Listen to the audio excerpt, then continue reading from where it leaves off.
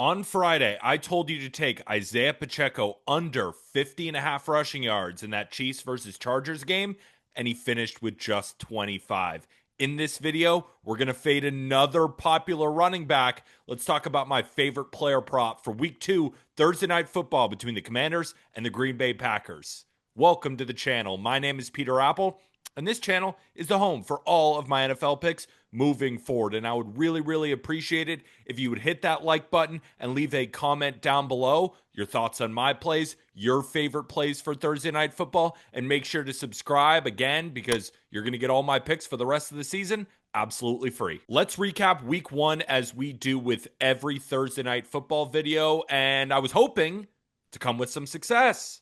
But unfortunately, we fell short on Monday Night Football. We took J.J. McCarthy over 3.5 rushing attempts, and that put us in the red. We are now 4-5, down 1.3 units. Some tough beats, right? The last second fumble between the Texans and the Rams. Texans plus 3.5. That was a loser. We also lost on the over from Thursday Night Football. Remember that? The lightning strike, 41 points in the first half. Whatever. We move on, and it's nothing we can't bounce back from. Before we get into the analysis, a reminder that you can find all of my plays on BetMGM. Just remember to use code JustGridiron, because if you're new and your first pick loses, you'll get it all back in bonus bets up to $1,500. Always makes sense to take these sportsbook promos when offered. And a reminder, code JustGridiron on BetMGM. Last week, Ja'Cory, or better known as Bill, Krosky-Merritt, ran for 82 yards on 10 attempts against the New York Giants, clearing his posted line of 30.5 by over 52 yards. Fantasy football enthusiasts were thrilled, and Twitter started blowing up about the potential for the 2025 7th-round pick out of the University of Arizona.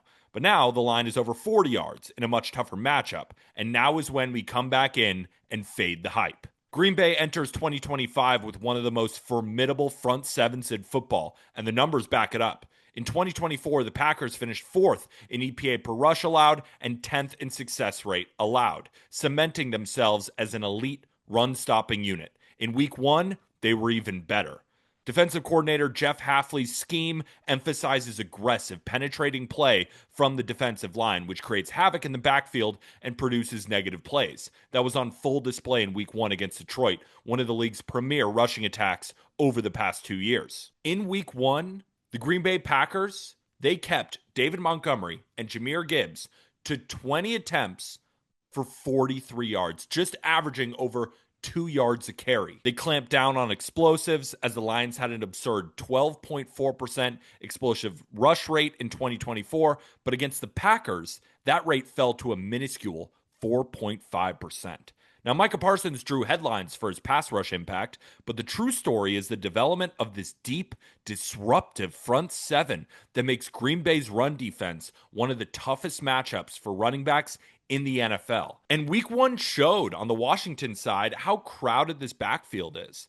Daniels led the team with 11 carries, while JCM had 10, Eckler had 6, Jeremy McNichols had 4, and even Deebo Samuel had 1 for a touchdown. Right? All of them logged touches. That's not even counting Chris Rodriguez, who was a healthy scratch for this game. Who knows if we see him? Now, Krosky-Merritt's stat line, 10 rushes for 82 yards, looked strong on the surface, but it was heavily inflated by one 42-yard explosive run. He accounted for 65 of his 82 yards on just 3 carries, meaning the bulk of his production was chunk-dependent rather than steady efficiency. Against a Green Bay defense that just neutralized one of the league's most explosive rushing teams, those kinds of breakaway runs are far less likely to materialize. With Daniels eating into volume as the actual engine of the ground game, and with several other backs siphoning touches, Krosky-Merritt's path to consistent production just looks extremely thin to me. And Washington also enters this matchup on a short week as a 3.5-point underdog to a Green Bay team that looked every bit like a Super Bowl contender in week 1. The Commanders handled the Giants with ease, but this represents a huge step in class. Green Bay's offense is among the league's most explosive, generating an explosive play on 13.6% of their passes against Detroit, and that's just a nightmare for a Washington defense that finished 6th worst in EPA per dropback allowed in 2024, surrendering a 47% dropback success rate, and it just still lacks the back-end talent to contain vertical passing games. The Commanders' defensive front also just doesn't generate consistent pressure. What that does is going to give Jordan Love time to hit on explosives. And it isn't just through the air where Green Bay presents problems. Washington allowed the third most EPA per rush and a 13.1% explosive rush rate last year. So Josh Jacobs, he's probably going to play pretty well in this one. And if the Packers strike early with explosive plays, what's Washington going to do? Find themselves in a pass heavy, negative game script? That kind of environment just drastically reduces Bills' rushing opportunities. As much as I think the nickname is cool. But in obvious passing situations, Washington's going to lean on Austin Eckler as the primary back, particularly for his pass catching value, while Daniels scrambling provides a built in safety valve. With Washington likely playing from behind, Krosky Merritt's chances of seeing the volume needed to clear this rushing total, I think, shrink considerably. Between Green Bay's elite run defense, Washington's committee backfield, and the likelihood of a negative game script, Ja'Cory Krosky Merritt, under 42.5 rushing yards, I think is a really strong play with multiple paths to cashing. That's why I put a unit on it. Now, I will say this line has moved since I bet it, and then I sent it to my Discord members. They hammered it, and the line came crashing down. Right? I think in the market right now, you're seeing 39.5, 37.5, some 40.5, depending on where you shop. I would take it down to 38.5. My projection for it is 33. I need at least a 5-yard buffer between my bet and the actual projection. So I'm good down to 38.5. But I also, if you're watching this on Wednesday when this is being released, not a bad idea to just wait. Just wait it out because this is going to be a popular play towards the over, right?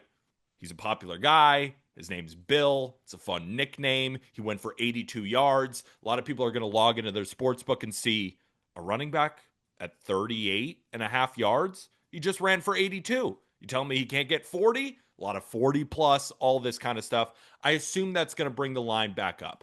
So if right now you're only seeing high 30s, I would just wait. I don't think it's going to go any lower. I only think it's going to go up. But of course, I did bet his under 42.5 rushing yards. And again, if you want to join the Discord, get the same line I always do. As soon as I bet it, I send it to my members. The link is in the episode description.